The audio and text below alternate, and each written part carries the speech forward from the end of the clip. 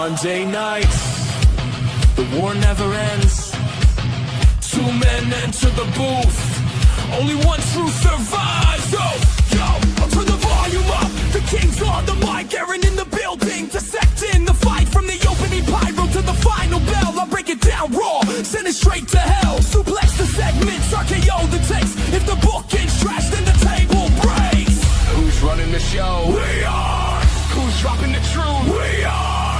Who's got no filter? S7 Wrestling. We are. This is Raw Recap.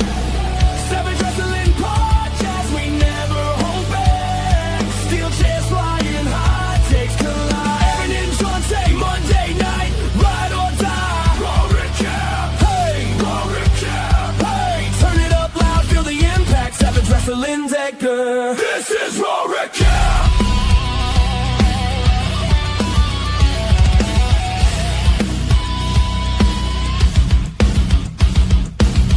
In the cut with the sharpest blade, carving up storylines the writers betrayed. Heels, faces, titles, all on the table. I'll bury the mid-card if the push is unstable. From Roman's reign to the mid-card scene, we call it like we see it, unscripted, unclean. This is awesome.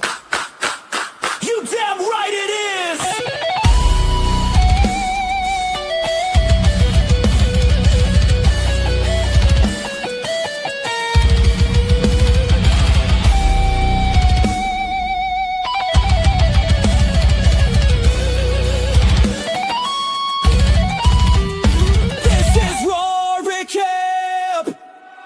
Wrestling Podcast, we never hold back.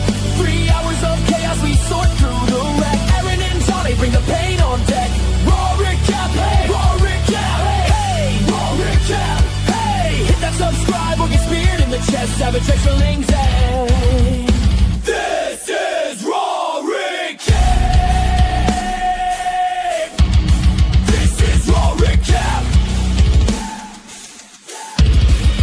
Monday nights belong to us.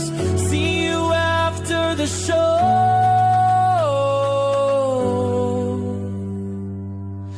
And that's the bottom line.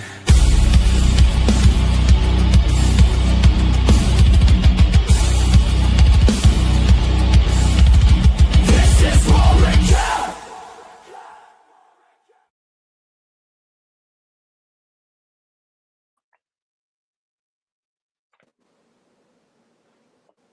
Hello, ladies and gentlemen, and welcome to episode 3 of what is the War Games Go Home show.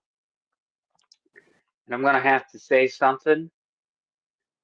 This guy, Jonte, was a little bit late to the live show, but by the time he got home, he was all caught up, ready to go, ready to rock and roll. How are you doing today? Brother, let me just say this real quick before we get into it. That theme song is awesome. I love that. That is such a banger that plays in the open. Just want to give a shout out to whoever made that. That was amazing. But as far yeah, shout out to AI, I believe.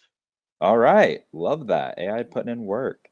But yeah, I had a great day, dude. Yeah, I was late, like he mentioned earlier. It was about say about 20-30 minutes late. Had family stuff with work schedule and things, had to celebrate Thanksgiving a little early, but had a wonderful day with the family and saw a great, tremendous go home episode to Survivor Series, War Games. So I'm ready to get into it, brother. Well, before we get into that, we discussed beforehand what we wanted to talk about, and I guess it's a perfect time to do so. We're going to talk about Full Gear before we talk about Raw. Yeah, real. Because Jonte and I watched Full Gear last night because we had to work Saturday, which was the night of the show. And honestly, enjoyed it. Really enjoyed it. Some of the matches, I'll be honest with you, I could have done without, Mm-hmm. be honest with you. But like the big matches actually felt like big fucking matches, and I have to say this, way to go, Stat. Do you have to start off with this? Like Way to go, Stat. there are so many other things we could have went with. We could have talked about Briscoe, Fletcher. We could have talked about any number of other matches. Kyle O'Reilly and Moxley. You just had to bring that up first because you know how I feel about Mercedes. You know how I feel about her, and yes, she did the job. I get it. Wah. Is that what you wanted to hear? This man gave Mercedes Monet so much glaze that it could have supplied a glazed donut factory for a better part of next year. And when she lost, silence. Silence. The man was defeated. It's okay. It's okay. They put on a Because great match. we did something really, really fucking fun during I forget what match it was. Oh, I think it was the national championship Mm, casino thing. yeah. And I asked you because I'll tell the truth here. I had one thing spoiled on this show. One thing. Mm. One. And it was purely on accident because I accidentally clicked on Facebook like I usually do, and the first thing that I saw was Swerve's return, and I was like, oh, You had that fuck. spoiled? That's I had that spoiled. I was like, you are kept you it in this whole kidding me? time. You kept well, I'm glad you did not say anything because Oh my it God. made the return so much better. Wow. Yeah, Sucks that you had yeah, that was the one thing I knew about, and I was like, oh man, I can't say nothing because I wanted you to have that moment. Yeah, yeah, I gotta do better to stay off of social media. Yeah, when you But stay I off asked social you, media, I feel like you enjoy the show more. I feel like you do. yeah, you do. But I asked you this question with the caveat of this person could be active or on the injured list. Based off of what I already knew, that Swerve had come back. So I was like, okay, you could include Swerve and Will Ospreay because I know that you like Swerve and you like Will Ospreay. Love And I Swerve. said, okay, currently how you're feeling, give me your top five. And can you remember that list at all? Yes, I can remember it Okay. verbatim. So number 5, and this is current active wrestlers, in major promotions currently. Just like, top 5 men's talent. We did it for men's and women's. But for men, I had number 5, my boy who climbed Mount Everest, Darby Allin. And number 4, I had Swerve. So I'm glad you didn't say anything because Swerve's definitely in my top 5. I don't care if he's injured or not. He's not moving anywhere anytime soon. Right. Um, 3 was, in my opinion, and probably your opinion as well, probably what are the bright spots? If obviously the main event spot of tonight was crazy hectic, but this man I think he stole the show for me with his segment, Dirty Dom Yeah, don't Mysterio. say nothing. Don't say nothing because Yeah, we'll get into right. that when we talk Of about course. Raw. But your Yeah. number three is obviously Dirty Dominic Mysterio. Oh, yeah. Like firmly in number 3. And then number 2, the Nigerian king himself, Obafemi, just a unit. He was already a unit. He lost, he came back, and he looks like Obafemi ate Obafemi in a good way. Like he got even bigger. Yeah. And I'm like, how? And then obviously number 1 right now, I kind of, shill him on here when I can. My boy, Trick Williams. Love his rives. I really thought I never thought I was gonna put Trick so high up on my list because I really found Carmelo first and then Trick, but the stuff he's doing with TNA and NXT, man, I'm digging it. So yeah, that's my top 5. Okay, so I'm gonna be honest with you. I'm kind of having a little trouble of remembering four and five. I remember my number one, two, and three. I can't remember what my number four and number five were I know. for the life of me. I believe at 4 you had Kyle Fletcher. I thought. No, Or was he higher? He was higher. Oh, I thought he was at 4. I forget who you put either. I know who your top guys are too. So I told Jonte, I said, so anybody that you say on your list is not allowed to be on my list. And Dominic was going to be on that list, but I told him while he was thinking, I said, there was one name that if you fucking take from me, I'm going to be super pissed because I know it's out of spite and you better Oh. be fucking with me. Uh-huh. Um, God damn. I see, I should have wrote this down. You should have, because Ethan Page is number 3, isn't he? Is that where you Ethan have? Page is number 3. I'll Yeah. just say my top 3. Ethan Page is number 3. Number 2 is Kyle Fletcher. Despite Mm, him losing last night, it was a fucking fantastic match. And yeah. then number 1 is Drew McIntyre. I Yeah. think number 5. I know you were thinking about Leon Slater, and then you like switched up. Oh yeah. Number 5 is Oh, Javon. Javon. Yeah. Number Right. 5 is Javon, and Mhm. then number 4. Oh, there was one that you were like, dude, come on. There's one guy that you're forgetting. Oh, God damn. Yeah, it's gonna bug me. 4. I think it's. I feel like it's like a heel or something. I don't know. I honestly forget. But I'm glad. I thought it was gonna be Leon Slater at 4 and Javon at 5, but I think you switched out him at Yeah, 4. I switched out. Which I thought Leon Slater was a great pick, though. I I'm gonna love. change my number 4. I'm gonna change my number 4 on the spot. Number 4 is JD McDonough. Oh wow, putting JD over. I like that. I like that. So Not number a lot of 5. people aren't going to put JD in their Number top 5. 5. All right. So here's my top 5. Now that we figured this out, number 5 is Javon Evans. Love what he's doing. Honorable mention to Leon Slater. You can ask Jonte, and Jonte was mentioning it earlier. I was bobbling around like fucking. Should I put Leon Slater above Javon? But Javon's had like more tape on him, so that's kind of why I put Leon Slater at number 6. But number 5 is Javon. Number 4 is JD McDonough. Number 3 is Ethan Page. Number 2 is Kyle Fletcher. And number 1 is Drew McIntyre. That's fire. That's a fire top 5. Notable names that you notice that are off of our list are like CM Punk and like Cody Rhodes. Hmm. Those are like on our all-time list. So I was like, you can't add people that are like on a different list. So like, Right. for example, say John Tate's favorite wrestler of all time, spoiler alert, is Shawn Michaels.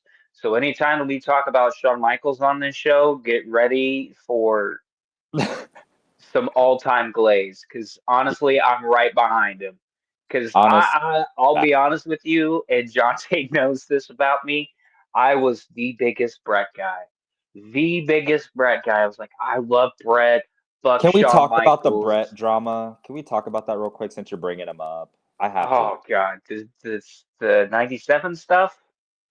So Bret Hart, I don't know if you've heard this in the wrestling sphere recently, but Bret Hart came out recently and said, "Oh yeah, that's confirmed." And they're like, "What?" He's like, "Oh, HBK and Vince, yeah, they were lovers." What? He's come out publicly and is now saying that Shawn Michaels and Vince McMahon were in sexual relations with each other apparently, or like we're doing things like, and that's how Shawn, like, listen. Like, if you're that bitter to make up rumors Listen, and innuendo like that, I, I just, how can you respect anything that Bret Hart says? if Honestly, you thought if you thought my promo last week was really good, get ready. Okay, so Brett, listen. I've tried to defend you through anything and everything through this whole Shawn Michaels fiasco that has had a bug up your ass since 1997. It is now 2025. Give it up. It is not Vince's fault that you decided to get a bug up your ass and go like, well, I don't want to lose him on fucking Montreal. So you know what he did? He had to do what was best for fucking business. And guess what? Guess what, Brett? Shocker, you made the wrong fucking decision. Your WCW run sucked a dick. Unfortunately, it was cut short by your arch nemesis, Bill Goldberg. But honestly, let's be real. Bill Goldberg saved everybody a favor in watching you die a slow, sad, and painful end to your career. Oh my God. Sit down, shut the fuck up, and enjoy retirement. You're hurting your fucking legacy by just constantly bitching and being bitter about every single fucking thing. Can you be happy, Brett, for once in your fucking life? Can you actually be happy that, hey, you were the WWF champion when business was fucking down? You were considered one of the greatest wrestlers of all time, but now you want to know what you're considered as? The biggest bitch, the biggest whiner of all time. And I used to think that that was Vince Russo, and you've since replaced him. Great job. I mean, brother, one hell of a scathing promo, by the way, and all of it deserved by the quote unquote hitman, bro. And this is coming from a guy who loves Brett's in-ring work. This is coming from a guy that is a Bret Hart in-ring work. I love Bret Hart's stuff, but like his WCW stuff, because I'm getting ready to like get into that stuff after this year, yeah, after the beginning of this year, the next year. And it's gonna be honest with you, I've already watched some of the stuff. There's a couple of diamonds in the rough, but other than that, kind of forgettable. But like just the constant just complaining and bitching and moaning and like, hey guys, look at me, I'm Bret Hart. I've got something to say about the situation that happened fucking 28 years ago. Like, shut up. No one cares, Brett. Anyways, let's get back to the fucking get back to the thing. Um, Full Gear. What did you think? What did you like? What did you not like? I mean, I really wanted to give this show like an A because like it had like its high moments were really high. Like highlights for me, obviously the steel cage main event and the aftermath, the swerve return, probably the best part of the show, which is great. That's what your main event should be.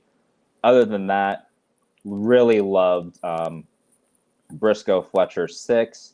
They put on a tremendous battle for the TNT title. Shout out and congratulations, honestly, to Mark Briscoe. It's well deserved. He's put in his time. He's done the work. Yep. I think it's a well deserved win, and he should have a decent run with that TNT belt. And then also, Let's get Kyle moving into the main event at this point. Yeah, and then and with the Continental Classic, I think that's going to be hopefully a springboard for that. You just brought that up. Holy shit, I forgot about that. Yeah, fucking 3 members of the Don Callis family are in the Continental Classic this year. Mm-hmm. Fucking Okada, because he's got to defend the shit. Takeshita. IW. And of course, and I could... Go ahead. I was just saying, don't forget he is IWGP Heavyweight Champion. True. And I could be getting that wrong. I never understand how the Continental Classic really fucking works, honestly. Right. So I don't know if Okada's like actually in it or not. But Takeshita, IWGP World Heavyweight Champion, is in it. Kyle Fletcher is in it. And if Okada's in it, that's gas. Oh, dude, they have been Tony Khan has been teasing Takeshita Okada for the better part of what? Since All Out? Yeah, I want it. It's been a really good build, and I love that the tension's like it's been a slow build. It's not like it's all like I want it to like all kind of explode and climax in the match. You know what I mean? Like, Yeah. yeah, it's fun to have like your physical interactions before then with like the pull aparts and stuff like that. That's it has its place. But I think for this with like Okada and Takeshita, I like the slow burn. It's kind of like it's a little nitpicky here, nitpicky there. Like it's kind of like and then like Okada's kind of snarky with it too, because you know how he is, and Takeshita's just trying to keep his cool, trying to just keep his composure, but it's bugging him. So I'm really looking forward to that match is going to be great. But yeah, and then Moxley and Kyle O'Reilly also was a highlight for me for the show. And then obviously I love the Mercedes Statlander match, even though my girl lost in a losing effort. I did enjoy the match, but the reason I can't give this show like an A, and I got to She's give it like number 3 on Dante's top 5 women's list, by the way. yeah. Oh, Mercedes, of course. Like, Yep. duh. But I can't give it an A because some things that I really wanted to deliver didn't. Darby and Pac, for example, I really wanted that match to be better than it was, and I didn't like the finish. So that kind of hurt because like that was a highly anticipated match for me personally because obviously I had Darby in my top 5. And this wasn't one of his best outings, I would say, especially on a pay-per-view stage. And then obviously, like the national, whatever that match was, like the gauntlet or something. Oh yeah, the casino gauntlet match Yeah, with all the people that have either been feuding with each other or have held a title at some point. Yeah, that was dumb. kind of a That stink. was dumb. I mean, congrats to Ricochet for Yeah, winning the thing, but don't go out of your way to check it out. Is just what I'm saying personally. Like it's yeah, not. You can if yeah. you're kind of rushed for time and you want to watch the show, you can fast forward through that. This was kind of the thing that I was like, okay, maybe this is like where MJF kind of makes a shock return and wins the thing. Like Bobby Lashley's about to win the whole thing, and then he just fucks Bobby Lashley out of That would have been winning. great storytelling. That would have been Would have great been story. great storytelling, but we didn't get MJF here. Instead, we got whose house? Mm. And can we just say, as far as like returns go, the just how it was delivered, the execution, the new music, the new look, the he's put on size, guys. If Yep. you haven't seen the pictures and like video making the rounds, like Swerve has been living in the gym, it looks like, since he's been out. Oh, and then just the manner of the return, just taking out the ops like one by one, John Wick style, snapping arms, snapping like ankles, like hitting all of his like trademark stuff. Oh, it was like surgical. It was beautiful. It was amazing. Dude, you just oh my God, you reminded me of that. He literally snapped the dude's arm. Oh, it was, and it's one thing to snap it, but it was the manner and how he did it. That's what I want people to like look for. If you decide to check it out, it was so cool, such a cool return, and obviously, and then obviously, the story with Hangman, we know the history there. Them kind of Yep. standing side by side was kind of a good, like, is this going to be like a united front against, now Samoa Joe, with the addition of Hook into the ops? Like, where is this going forward? I'm very interested. So, but I can't give it an A. I got to give it probably like a solid B, maybe a B plus because of the Swerve return.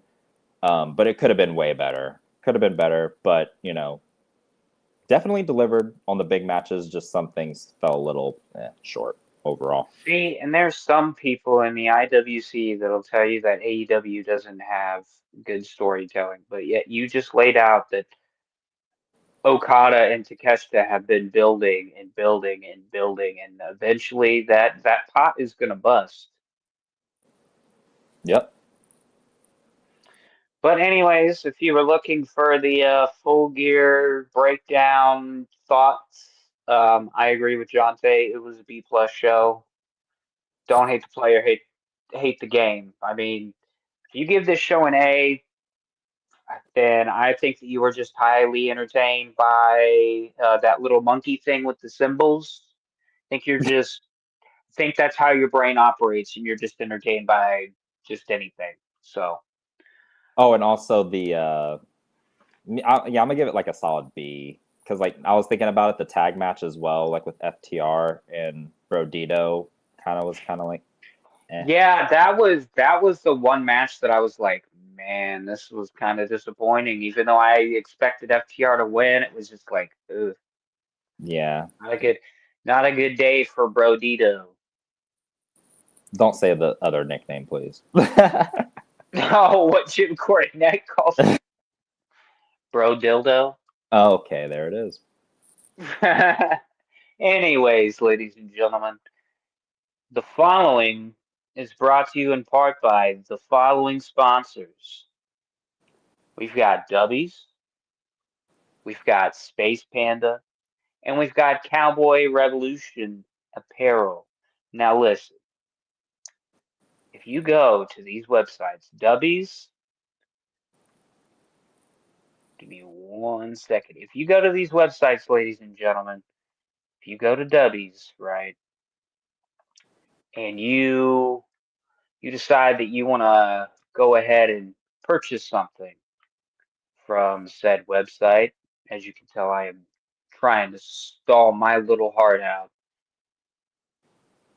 You can go to your web browser.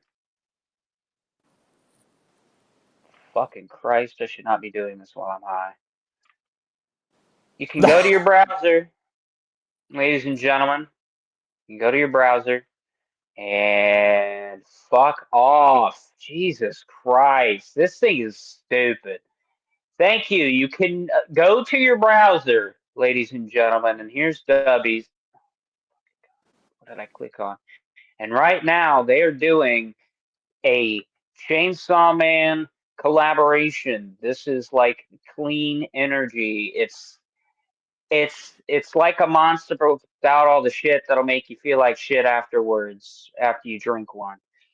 As you can see here, you can get Awesome. three flavors in the sampler pack, which you also get a shaker. I have a shaker from the Solo Leveling collab.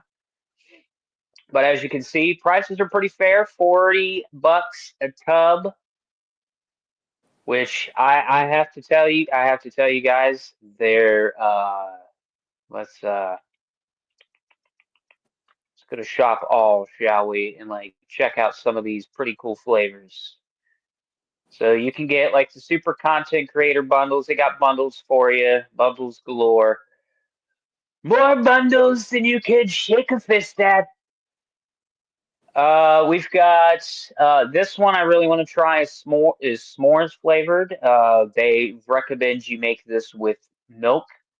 So please, for the love of God, do not be a heathen and mix this with water because I will slap the fuck out of you.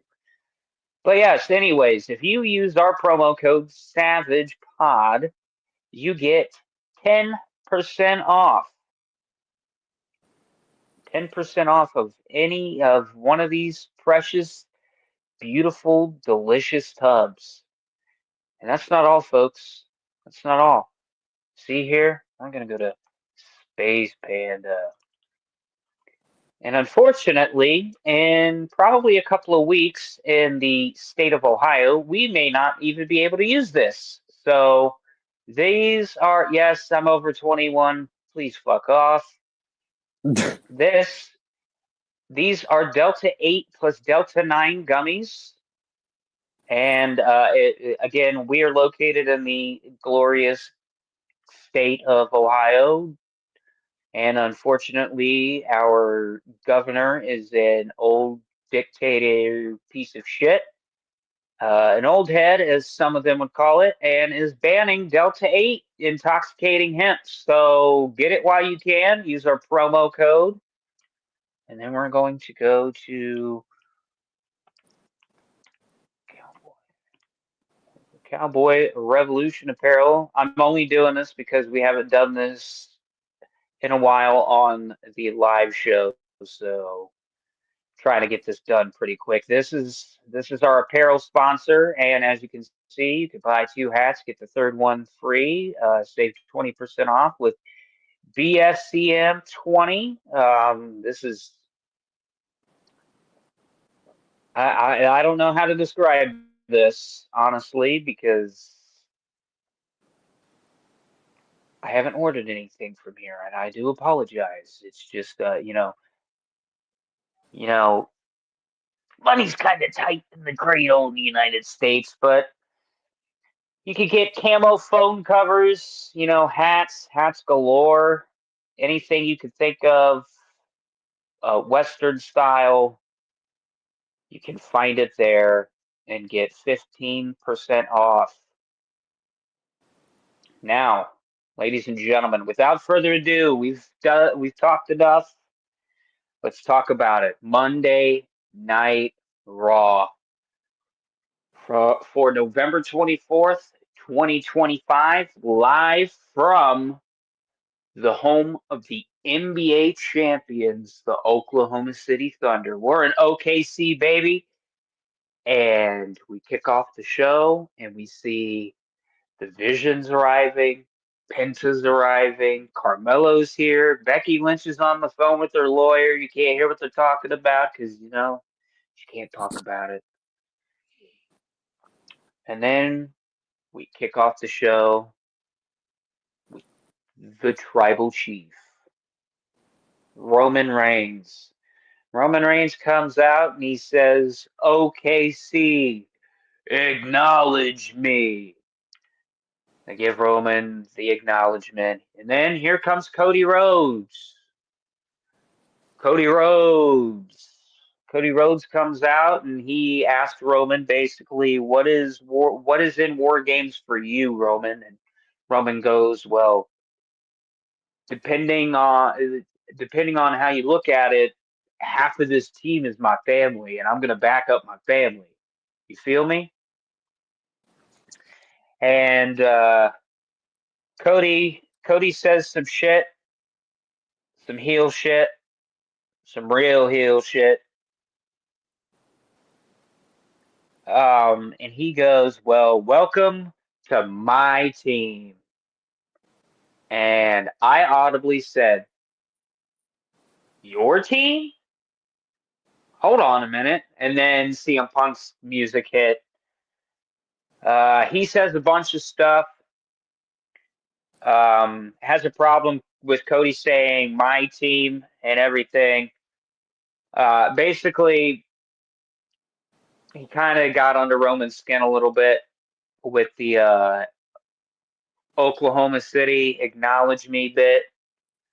He did tell Cody that just because you think you're quarterback one on this isn't SmackDown. You may be quarterback one, but here on Netflix, I'm the champ around here. So he kind of put Cody back on his little squire pedestal. And then we get something that I did not think we were gonna get. A little bit of a tease is what I'll call this. Roman goes, well, since we're taking pot shots tonight, boys, one of those that title would sure look good around my shoulders. Crowd is audibly confused, as am I at home. And Punk says what everybody else is thinking, and he goes, who are you talking to, me or Cody? And the camera gets up real close and to Roman, and he goes, I'm just going to let you figure that one out. Thoughts? I thought it was a great opening segment. First of all, obviously, if you open up the show with Roman, you're going to get a good reaction. Hot start. Open up with I was really hoping he's going to say something like OKC, it's your OTC, something like that. But acknowledge me works too. If I was on the writing team, I probably would have made that switch. But it kind of rhymed. The way that Roman did it, it rhymed. Yeah, it worked. It still worked. But that's where I thought he was going to go. Anyways, doesn't really matter. Then Cody coming out, and like I said previously, no one wants to hear me, but I'll keep screaming it from the rooftops until someone acknowledges it. Cody is a heel. You can continue to cheer for him as if he's a white meat babyface and, oh, look at Pharaoh. I have this beautiful dog and beautiful daughter and beautiful wife, and I'm the American nightmare. Look at me. My father was the American dream. No, you're a heel, Cody. You're saying it's your team, your QB1, like the stuff with Drew, the shadiness there.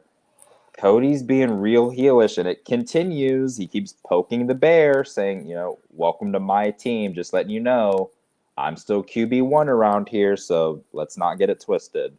And But he did it last week. He did it last week with Cena was it last week when Cena won the IC title? Yeah, it was, wasn't it?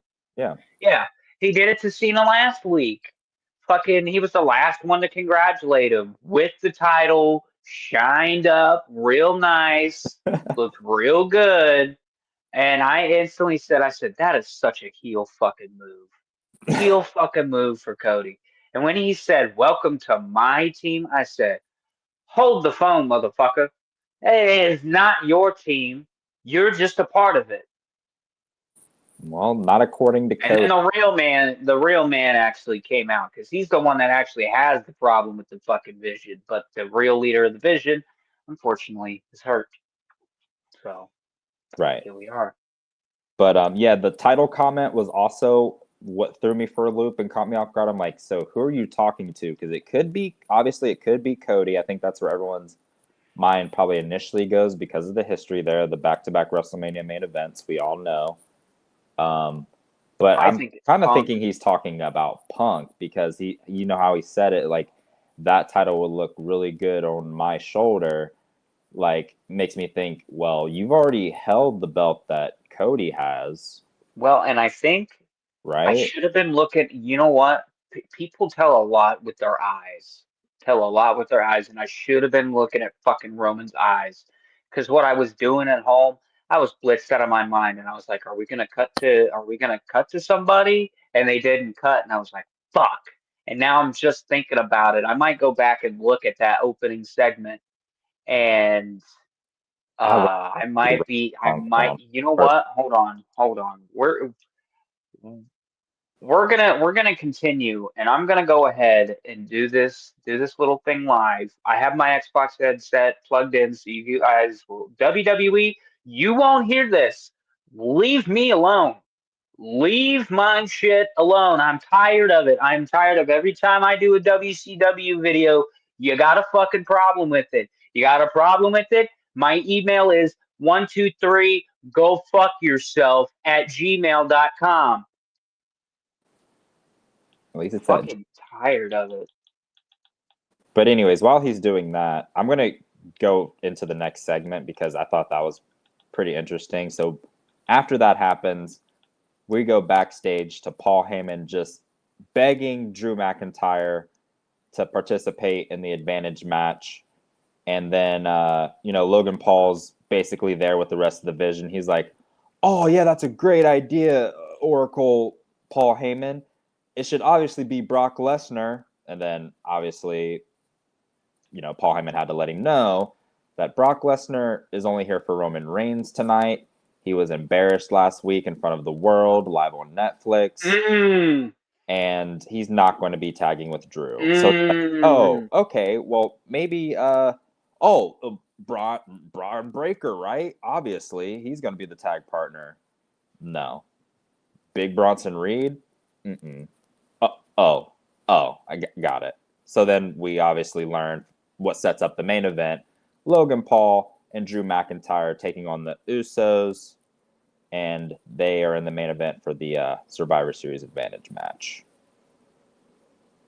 And then after that, we go to Gunther versus Carmelo Hayes, which was the second round match, I believe, in the Last Time Is Now tournament.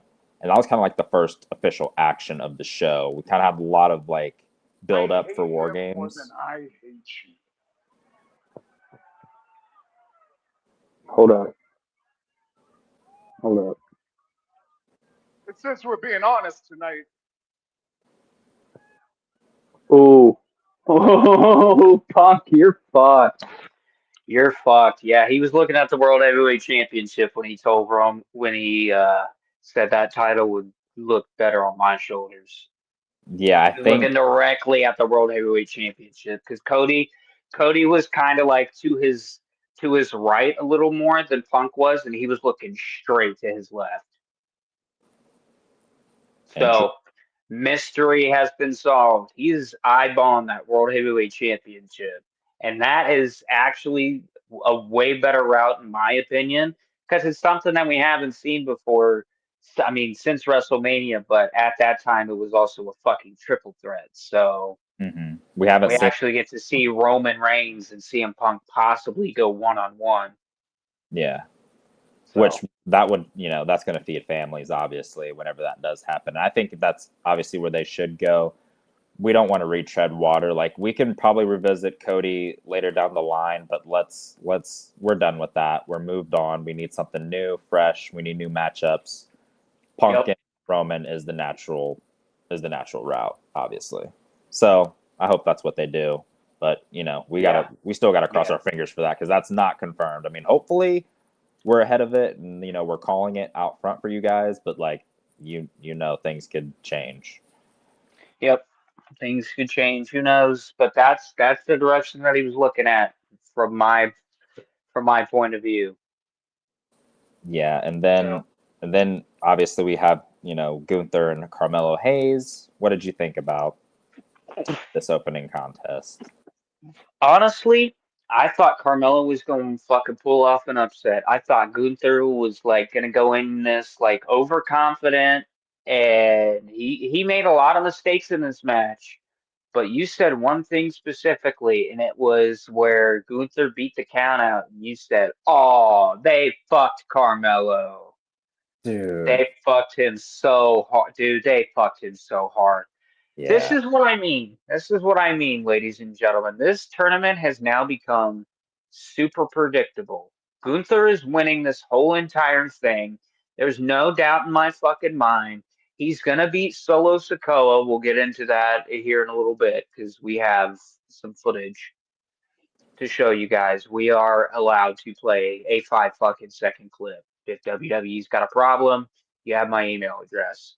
Yeah, I reposted it during the show. It kind of got some interaction already, but yeah, we'll get into that later.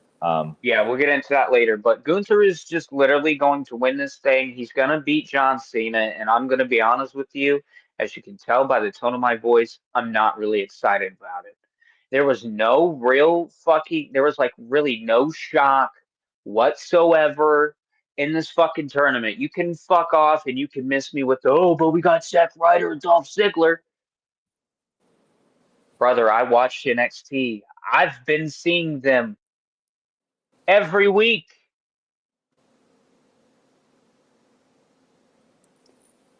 It wasn't really a shock to me or people that actually, give companies a chance instead of going like, LOL AEW, LOL TNA, WWE is the only thing I ever fucking watch and will ever fucking exist to me.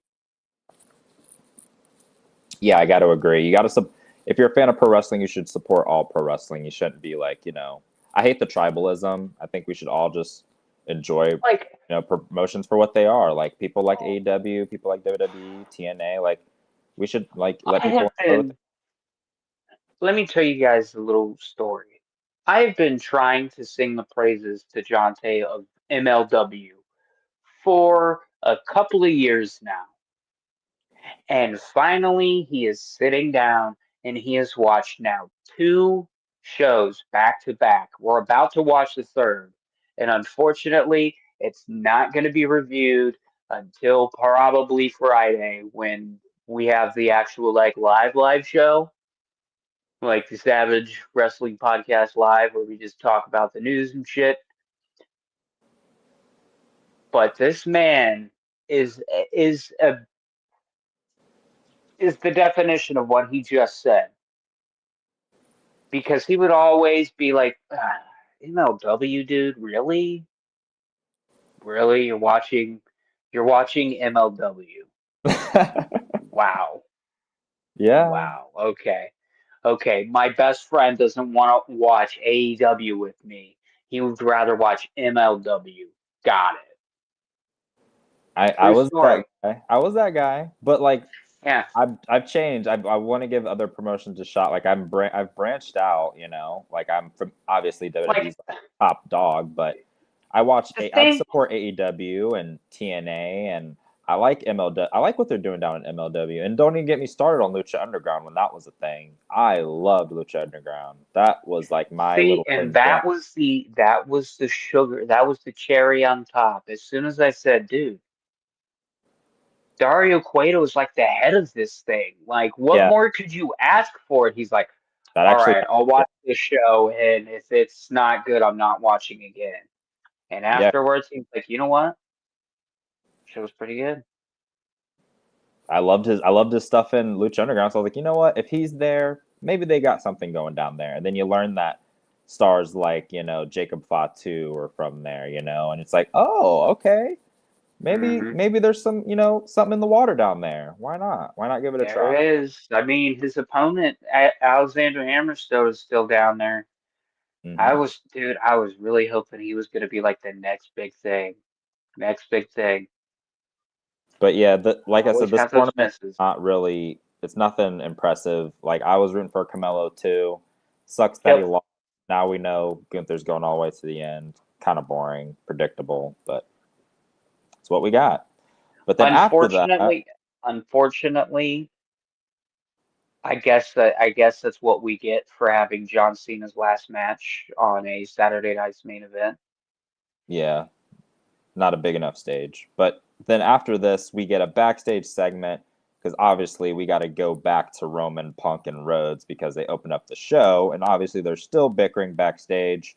And then, you know, the Usos come and quell things essentially and say, we're the greatest tag team of all time. Look at our resume. It's clear we need to be in this advantage tag match. And that, you know, obviously advances us to the main event. And then for my money, Baker, this next segment was the star of the show. Oh Ladies and my gentlemen, God. if you know how we went over our top five, right? And if you remember at number 3, I had this man, Dominic Mysterio, doing some of the greatest heel work probably in the last year or so. And it's just hitting every single note. So let me set the scene for you. So we got Dominic coming out, right? He makes his entrance. He's cutting a promo. Now remember they were cheering him not too long ago. He was starting to get over, but now the stuff with Cena, especially on the retirement tour, people are starting to turn on him. I think that's what Triple H and the back office kind of wants. I think they kind of were seeing that, oh shit, we kind of have Dominic. They're cheering him. He's kind of turning babyface a little bit. We want him to be a heel. So like let's figure this out. And what they're doing right now with Cena, it's turning him back heel. If you've noticed, they're starting to boo him now, and I think that's the direction they want for him. And I'm fine with that. But he's getting booed, doing great heel work, and then he's like, you know, basically, I'm going to end the retirement tour for John Cena at Survivor Series, and I'm going to beat him, get my IC title back, and then it's going to be no doubt I'm going to be the best Mysterio. I'm already the best Mysterio, but I'm going to further prove that I am the best Mysterio. And then the crowd is like obviously not liking what they're hearing from Dominic, and they're chanting Cena. See, like they want Cena real bad. And out of nowhere, Cena's music freaking hits. And I'm at this point, obviously, me and Baker watch live every week now because we have it Yep. off. We're in the Xbox party, and I'm like, dude, is this a surprise appearance from Cena? Like, this would do like massive numbers for the show because it's like, oh, this isn't like one of the dates. You know what I mean? Like, Cena's not Yeah. advertised. So, like, if he's here, he's just here because out of the love of the game, right? Like, for real. And lo and behold, a little person, a mini Cena, runs out, And does the whole gimmick schnabitz, John Cena, does the salute and everything. But not only that, they took it a step further, ladies and gentlemen, and brought out a mini Stu. That's right. The famous camera guy that always runs with John Cena. Yeah. He'd always, let's go to work, Stu. It's a great. So he always does that little pregame speech too. Yeah, mini Stu runs to the ring, and I don't know if they have a picture of it, but oh my gosh, while Lil Cena, I'm just gonna call him Lil Cena. While Lil Cena slides into the ring, and the cameraman obviously did this on purpose. He's panned down at a black box where Lil Stu is on the box trying to get the best shot he possibly can of Lil Cena in the ring. Oh Who's my going into god. business for himself, by the way, against Dominic, saying, "Yeah, I want to fight you here in OKC." Like, trying to get over, and then Dominic, had to bring him down to earth and say, "Listen, Oh my god. Hold on, I'm listen." trying to find the picture. Oh, I hope someone posted it. It's one of the greatest things, like one of the best segments of the year by far Dude, on it Raw. was too fucking good. It was, oh, oh my god, it was too good. So then, obviously, after after Lil Cena starts going into business for himself, Dominic's like, "All right, enough of this." Starts putting the beat down, putting the boots to Lil Cena. You I'm forgot to talking top mention that rope. meanwhile, Dominic is trying to cut a promo and not break character. Yeah, so he's like trying to he's trying so hard. He I'm gonna, manages I'm to gonna not beat break. you. I'm gonna beat you Saturday. Yeah. He Spartan kicks Lil Cena. He flies 10 feet back into the ropes, his little body. Then he drags the little body Oh, hold on. lifeless into the corner. Frog splashes it. And then, obviously, his deadbeat of a father, Rey Mysterio, the geriatric that he is, has to come play superhero and make the save and, save Lil Cena. And then, that sets up the next match when Judgment Day comes out. Finn Balor and JD McDonough, who has entered, obviously, Baker's top 5 now of wrestlers right now. What did you think of that whole experience that Dominic gave us? Hold on. I am trying to find something real quick. I'm trying to find something real quick for you. Just give me 1 second. If it's the box photo, thank you, because it needs to be seen. But I thought it was a 5 out of 5 segment. Dominic did great heel work. Lil Cena did his job, and then Ray comes to make the save, and then Ray and JD proceeded to have a solid match. I mean, I thought it was really good. I really liked JD ever since he came back from injury. Like I said, I'm always going to bring it up because that was a really rough injury to sustain. If you haven't seen it, go out of your way to look it up. Probably just type in JD McDonough Raw injury, and it'll probably pop up for you. Does a springboard moonsault to the Punctures a lung, doesn't he? yeah, he punctured his lung with his ribs, I believe, broke his rib. And yeah, and it was during a match, and he he finished the match with the punctured lung, which is very, very hard to do, very tough. I had to go to Netflix because I couldn't find the picture. But there's the box. There is the box that Mini Stu is standing on for Mini Cena. Lil Stu. Oh Lord. I don't think anybody's caught on to that yet, but goddamn, that segment was hilarious. But yeah, dude, JD McDonough and Rey Mysterio. This is just Rey Mysterio doing just the greatest hits at this point. He's gonna do a 619. I wish he'd do a West Coast pop every once in a while, but he's too old for that. So I don't get what I want. But yeah, man, JD McDonough, number 4. Does take the L, unfortunately, in this match. Does do the job, but it's Rey Mysterio. Yeah, and like you said, like you told me, you're like, hey man, just because you lost to Rey Mysterio, you can't have the little goons beating up on Rey Mysterio and beating him before he challenges Dominic. I was like, Right. Yeah, you right. And he did lose to a Hall of Famer and a lucha legend and a bloobity blobbity blue. You leave Ray alone, even though he is a deadbeat. We all know this. No too many deadbeats. Anyways, Then we get a next. backstage segment from the Oh, New is this what next? Day. Oh, fuck off. Fuck They're off with whining this. to Paul Pierce about Paul the New Pierce? Day. Paul Pierce, the Like, basketball player? did I say Paul Paul Pierce? Pierce? Yeah, you said Paul Pierce. Yeah, they're I didn't whining know to Paul Paul Pierce was Pierce on because Monday Night Raw. no, they weren't in Boston, unfortunately. No, they're whining to Adam Pierce. I'm sorry, I called him Paul. I just didn't care about this segment at all. Okay, it's It's okay. here, It's but okay. Listen. We'll tie this into wrestling pretty easily. Triple H is bald. Triple H's real name is Paul. Paul yeah, Pierce. there we go. Thank Okay, you. Thank Adam you. Pierce is bald. Paul Triple H Levesque bald. Paul Pierce. There you go.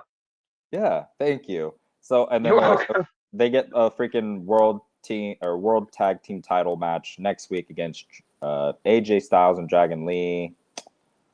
So yeah, that's a thing, I guess. Yeah. New Day's gonna give Adam Pierce a fucking stress induced heart attack.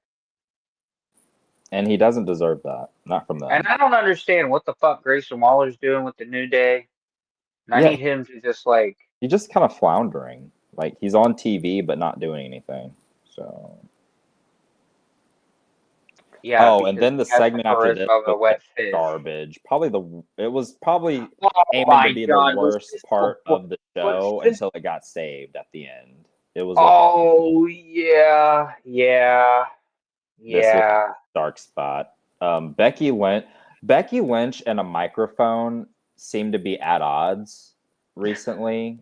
I don't know where the beef is, but they need to squash it because it's It's like this new fucking gimmick that she's doing. I don't know what the fuck it is, but she just talks in fucking circles like she's got ADHD. She goes, rambling.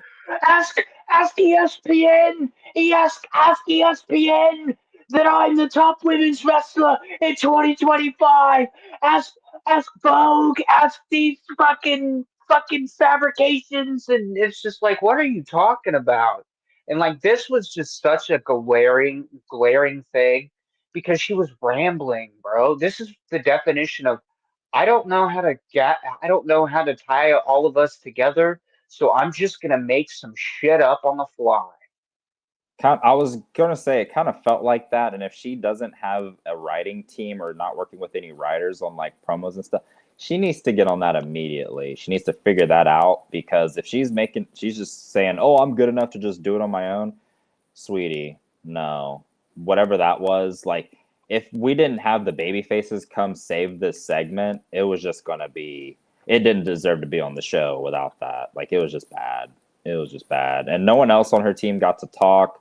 Really. I guess Asuka said one word. She said Kyrie, but like, yeah, it was not a good segment. But luckily, like I said, it was saved by the baby faces.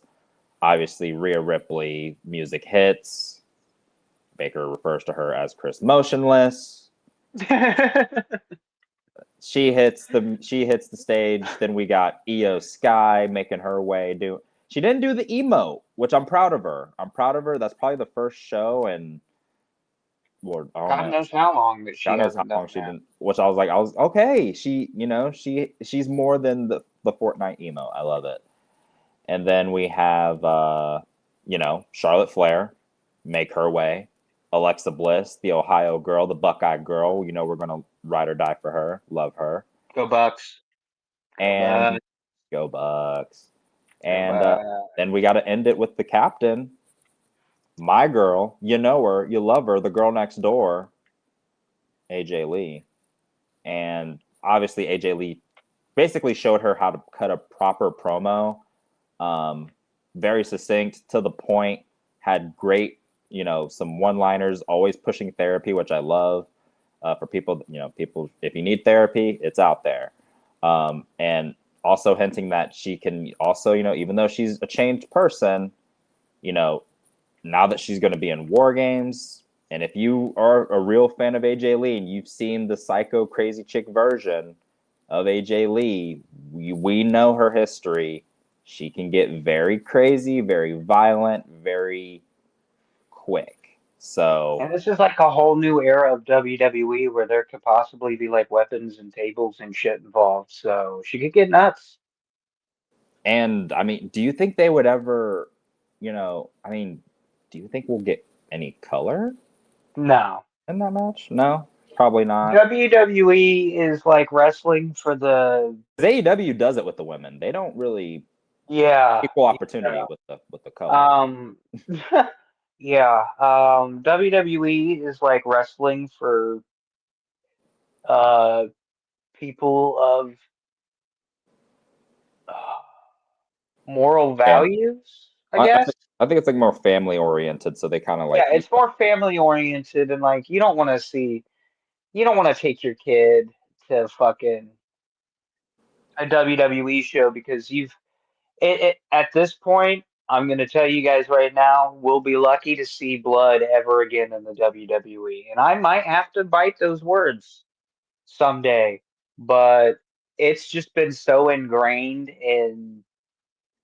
into families now that WWE is like family oriented entertainment and you're not gonna see blood, that I think that they're just afraid to like do it. or Because if they do it, it's gonna be that's like a not in big. You guys do not understand how big of a market WWE families are to fucking WWE. Those are the fucking people that are right now going on fucking Amazon, going on WWE Shop this week for Black Friday and Cyber Monday fucking deals. That'll spend the $300 to get their kid a fucking.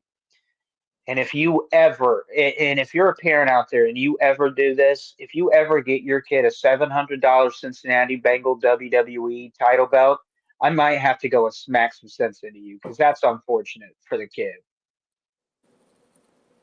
But I'm just saying the family demographic means a lot more to WWE than like us 30-year-olds are really fucking understanding. Yeah, Because unfortunately. like the thing is about the Attitude Era WWE business wise compared to how it is now is that WWE in the Attitude Era was owned by one man, Vince McMahon. And I know it's really shitty to say his name nowadays, but facts are facts. It was the buck stopped with Vince. And then when they went public, the buck stopped with like five different people and then like Vince is included. So, they have to answer to other people higher than them. And I don't think we'll see blood basically is what I'm trying to say. If you want blood in wrestling, go watch AEW because they will give you plenty of it. Yeah, we were talking about that last night. How WWE's a family product and AEW's for like the hardcore sickos, like the fans like us more. Like I would say, like because I really dig what AEW does. Well, I like I'm the gonna say this right now. I don't consider me and you to be like sickos well, because not we actually have a conscience. We actually have workable showers. We know how to use deodorant most of all. But true. I understand what you're saying. Like we like our wrestling to feel real and for us to have it feel real because you and I have watched ECW. We love the hardcore stuff. And like the people that Tony Khan is catering to now are like these 30-plus-year-olds that grew up watching that shit. And like the 18-year-olds right now, all they've known is like fucking WWE and this AEW shit is like brand new. Like Yeah, not everyone wants to watch John Moxley stab a motherfucker 6 times with a fork. yeah, that's true. And that's the thing that these AEW diehard fans that you can't criticize AEW or say anything bad about AEW. This is the one thing you have to understand. AEW is only hurting themselves in the long run because you're turning off sponsors when they see fucking women bleed. Like what if the person that is like trying to get like is trying to like the head of marketing at this place that you're trying to get a sponsorship for, what if they're like female and they're like, yeah, you know, the bleeding thing with the females and stuff, that I just can't sponsor that. That's just the harsh reality. Like you guys can like what you like, but there's gonna come a time, and unfortunately, WBD is being shopped around right now as we speak. And companies like Netflix, Paramount, Disney, I think there's a couple more out there. They are trying to bid for WBD. And if WBD goes to Netflix, gonna have to say that will be the nail in the coffin for AEW because there is no way the WWE would let Netflix put AEW programming on at the same time. That would be bad.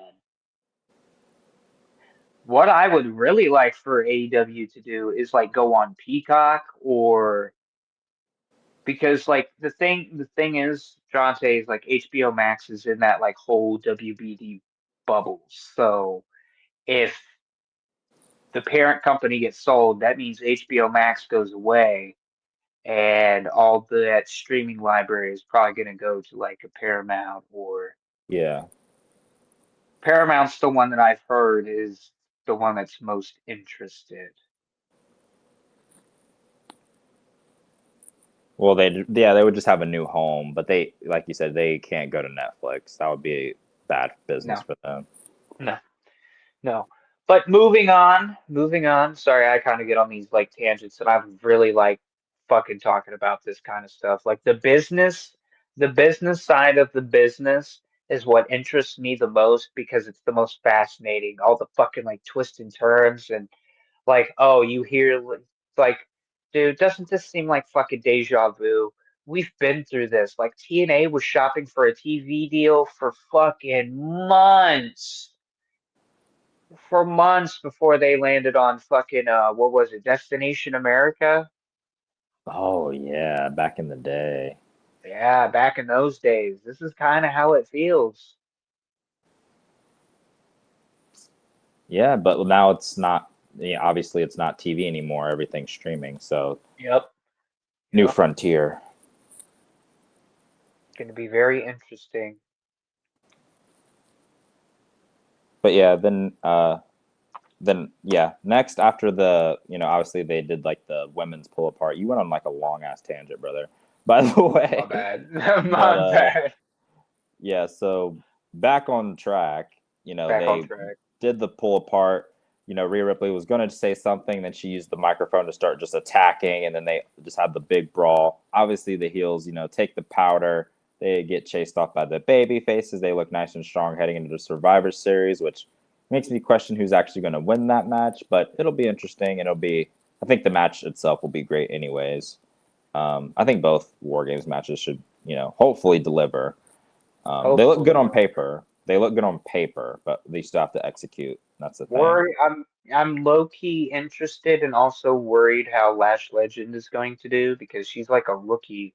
This is her like first War Games ever, right? Yeah, this is like her. This is undoubtedly the biggest match of her career so far by a mile. And like she's Hmm. getting thrown into the fire. It's baptism by fire for Lash. So I'm kind of just looking for her to have like a solid outing.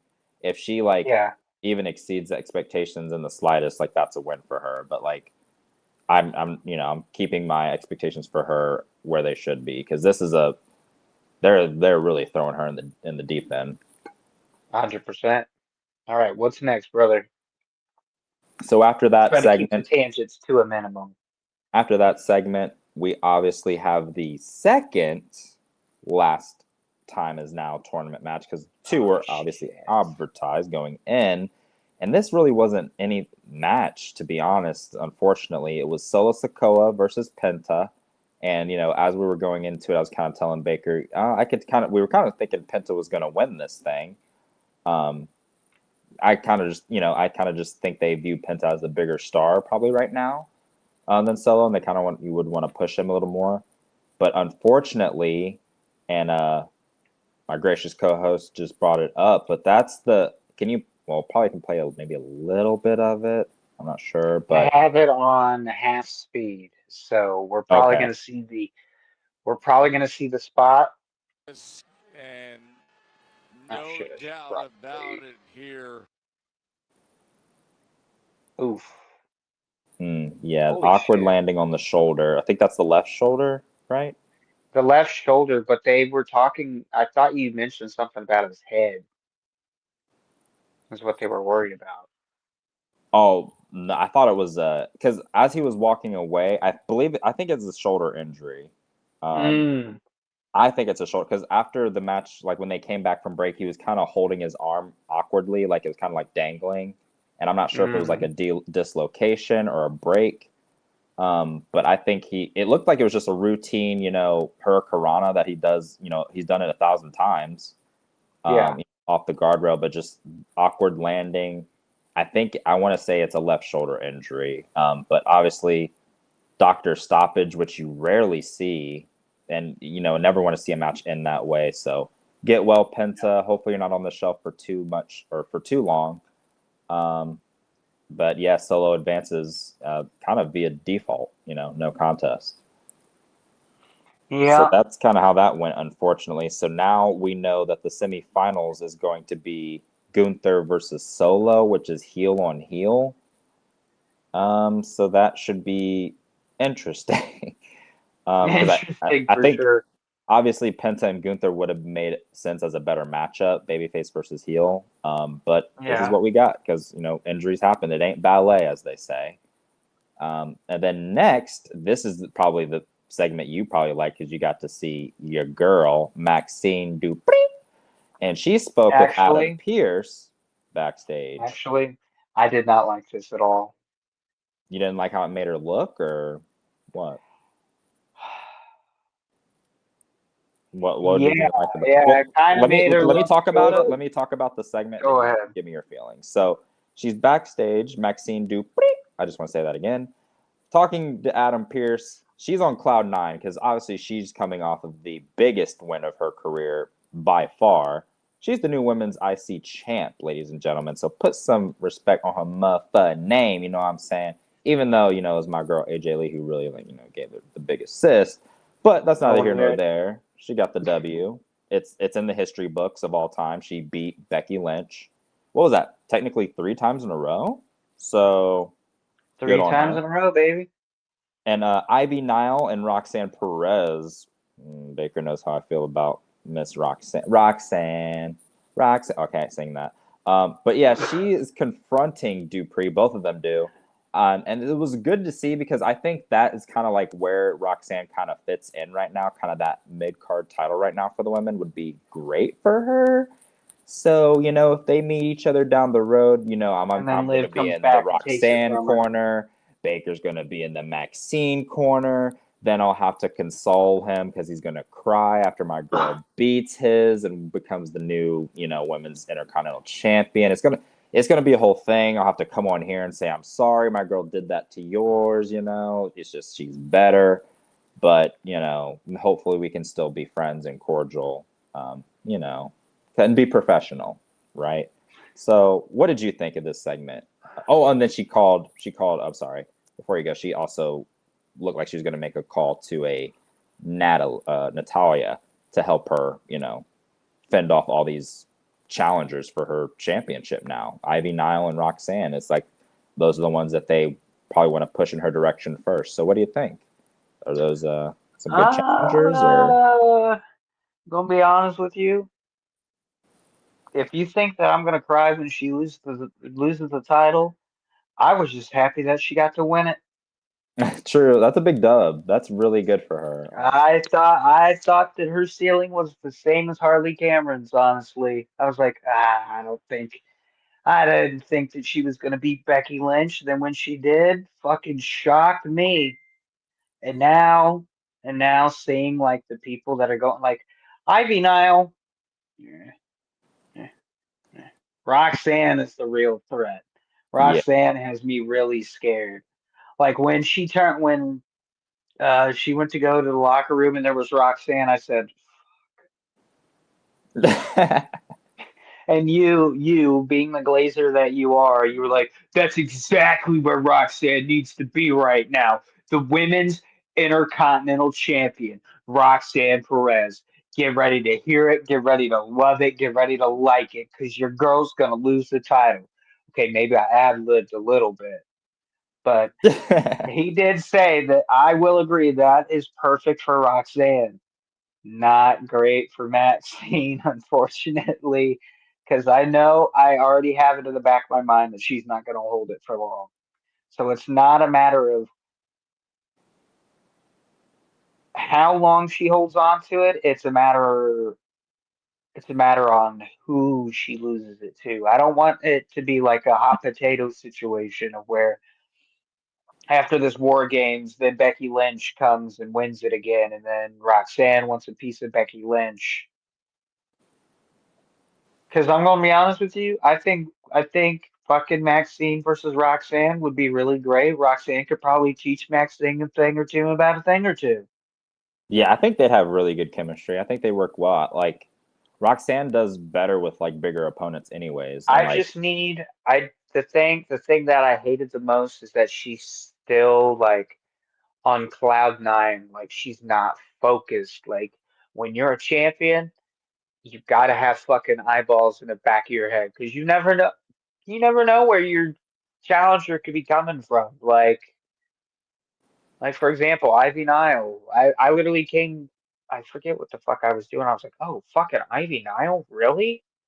Then it was Roxanne. I was like, but yeah, you won't have to console me because I already have it in the back of my mind that she's not gonna hold it for very long. I'm just glad. I'm just lucky that she got to be here because a lot of my fucking favorites from back in the day didn't amount to shit. Adam Rose, I'm looking at you, fuckface. oh wow. Ryback. I had to say it. Okay. I All had to. right. You I know had what? to. You know what? This has been a great Raw recap. I think Jonte's got it from here. What? We don't ever talk about redacted around here. Redacted. He's redacted. Okay, well, redacted was, a guy you liked. I'm just saying, but that's neither here nor there. Let's get into the main event. So now we're at the main event. We got the heels, the Vision, Logan Paul, Drew McDaddy, Oh, and we got the breaking Usos. news. Breaking Breaking news. news. Breaking news. Like wrestling news? No. Our good buddy Del Brown thinks AJ Lee is lame. Yeah, he's done. He's cut off. He's cut off. He's done. He doesn't know what he's talking about. So how is she washed when she literally saved a whole segment by herself on the mic, mind you, and then had great action afterwards, and she's washed? Like, I get he likes Mickey James. Oh, Mickey James, get out of here. You just like cougars with saggy boobs. But I'm like, I'm just kidding, Del. You know I'm fucking with you. I think he's maybe comparing how they did like the crazy girl gimmick because they both kind of did that, And I feel like, Oh, yeah. But I feel like Mickey James kind of did it a little over the top you sometimes. think? Yeah, didn't she like? All right, that's it. That's it. I'm pretty sure He she did just some said, borderline essay stuff back in the day, but "Oh, oh, and there's some things she did something at WrestleMania Vince didn't like. I think it was WrestleMania 22. She did something he was not a fan of, and it kind of put the kibosh on her push. But yes, wasn't it something with Trish Stratus?" yeah, it was. Yeah. Oh boy, yeah, that part is edited out of that WrestleMania, so I've Yeah, only heard about it, never seen it. yeah. I can't think of what it was right now, but yeah, it's been redacted. Like we've redacted who shall not be named. Yeah, But it's yeah, redacted. so we have the tag match main event. And then near the end of the match, the teammates run down, they start fighting, and then obviously the distraction leads to Paul getting the cheap roll-up pin on Jimmy Uso. So the heels end up getting the advantage going into Survivor Series War Games. And So does that mean that the women are going to have a advantage match on SmackDown? Because I don't think they technically have one yet. if they haven't had one yet, then one is upcoming. So yeah, it'll probably be on SmackDown. Okay. Yeah, they should definitely have one. And then, the brawl between the teams. Roman Reigns walks out, helps his side. The baby faces run off the heels, and they kind of regroup on the outside. And it's kind of looking like the show's about to end. We're rolling credits. You see the Paul Levesque and all the credits starting to call. I'm like, wait, we're missing someone, obviously. And then lo and behold, the Beast Incarnate's music hits. Brock Lesnar.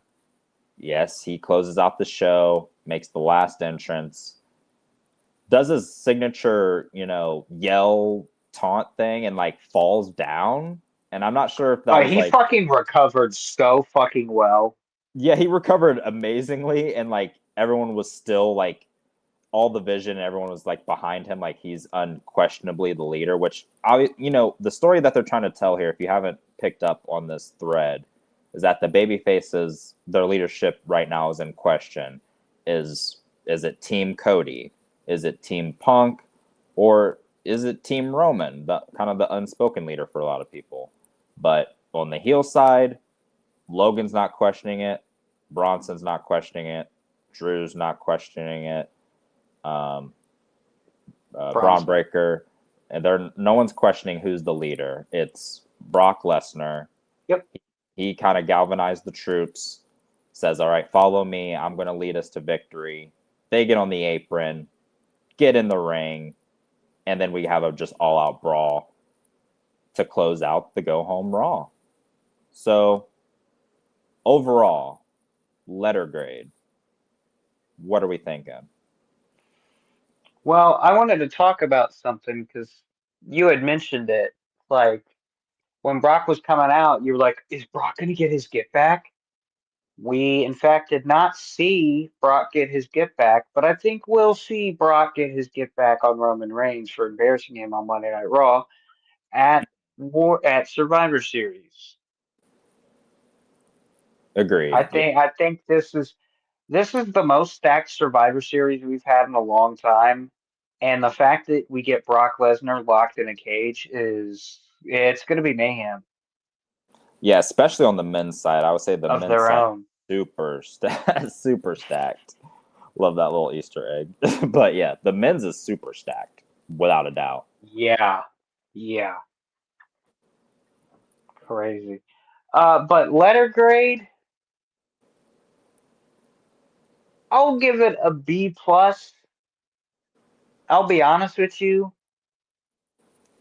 Kind of felt like the main event was a little And maybe I was just really gassed thanks to the mini Cena segment. But the rest of the show just kind of felt to me. I don't know if I was coming down from a high or what. But so the second half of the show just kind of felt like a lull to me. And Right. obviously we knew where the main event was gonna head. We were gonna get a finish, and little did we know it was gonna be a distraction finish. Heels get the advantage, which means that the baby faces are gonna be super fucked, and then they're gonna overcome the odds and win at War Games. So B plus. Yeah, I think you're being a little generous, to be quite frank. I would give it a B minus. Just because like you said, the real highlight of the show for me, I mean, there were two bright spots and everything else is kind of just, meh for me to this week. Yeah. Especially for a go home. Yeah, War WWE. Games. Oh, you know what? I'll let you finish. Go ahead. I'm sorry. No, you're good. I'm just saying for go home shows, you kind of really have to, kind of not like throw all your eggs in one basket per se, but you kind of just got to go, kind of balls to the wall, because like this is your last chance to kind of build towards, especially when you're building towards a big four pay-per-view. If you want to make this War Games feel special, the go home show should have, Ooh. a lot of good stuff. And You know what? Can I change my letter grade? Because I'm gonna do something here. I'm gonna compare it to last week. yeah, I can't give it better than a B. That's a B minus is the best I can do this week. Right. Dominic, that segment was fantastic. That was a bright spot for me. And then obviously how the main event closed. Honorable mention would be the AJ Lee segment for me. Carmelo Hayes and Gunther, with how I already expressed my feelings on Gunther winning on that, so not really too happy about it. Nope. And then obviously Penta being injured and Solo kind of just getting a free ride to the semis is like, a wet fart in church. So, Yep. I mean, I'm being pretty nice. It could easily be probably like a C+ show. I'm just feeling kind of generous. That's where I was gonna go with my Yeah. second grade, because last week felt more like a go home show than this week did. This week Yeah. felt Yeah, like Cena. the Monday Night Raw after, like a week or two They should have after flipped the it. They probably should have like flipped it. Like this should have been like last week, and then you have like Cena on the show before. You know what I mean? Or I don't know. Yeah, I feel like I don't know. It's just this. I will agree. The show did feel real off, and I was like super fucking excited to watch it all day. So, and that's a problem. That's a problem. yeah, yeah. So I think that's the best I can do. But still, decent show. Still looking forward to watching War Games. I'm sure they'll tear it down. It's a 4-match card, I believe, which they've kind of been So doing far. that more recently. Yeah. They have the IC title match with Cena and Dominic. Then you have the women's War Games match, the men's War Games match, and I think there's like another one. Oh, Stephanie and Nikki Bella for the women's. Yeah, you forgot about Stephanie's Yes, promo. Stephanie did have a little vignette, little Nope, like video nope. package, which was nice. Anytime I get to see her face on screen, it's a good day for me. So I was okay with that. But it was like just a We little. will, we will, we will. Freeze. Put your hands in the air. This is the Goon Police. You're illegally gooning. I'm just a fan. She's number one on my I know. I'm just wrestler. giving you shit. But yeah, ladies and gentlemen, I'm giving Raw a C plus. John Tay, are you gonna go with C plus, or are you gonna give it a B minus? I'll What are stick you with B feeling? minus just because I'm being nice. All right, just because John Tay's being nice and because he has Triple H on speed dial, he's giving it a B minus. Next week will be the show after War Games. You guys are gonna have to give us like a good chunk of the program next week to talk about War Games, because unfortunately Jonte and I have to work till Sunday this week. Holiday season is fast approaching, and that deep baby blue abyss can't work on its own. So we will most likely be watching War Games that Monday afternoon. Mm-hmm. So, and then we'll probably just jump right into Raw afterwards. So if we sound like we're going to be fatigued, it's because we are. But I'm Aaron Baker. I say your name, Fluffface. And I'm Jonte, or Kyo World on YouTube. Sorry. Also, do you want to tell them the news before we? Oh, yes. Thank you. Thank you. Because I was about to end this show and forget for a second week in a row. Yes, I get to do the now. Next time, now when we do the ending, I'll get it right and I'll say my name. So let's tell them the news, then we'll close. All right. Give me 1 second to pull something up here. I'm really excited to share this, by the way. So, ladies and gentlemen, Jonte and I have been talking about this for quite some time. And I mean, for quite some time. We've been thinking about it, and we finally decided to put the money where our mouth is, and we subscribed to TNA Plus. And ladies and gentlemen, I am pleased to announce that Jonte and I will try to do a TNA sideshow. Yes. We were meant to we were meant to announce this last week, but my stupid high mind forgot.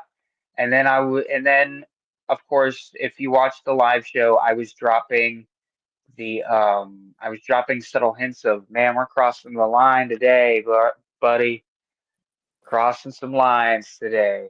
Easter egg Jones over here. Oh yeah. Oh yeah. So we're super excited. I think we're like what, 3 or 4 episodes in? 4 into the Yeah, asylum.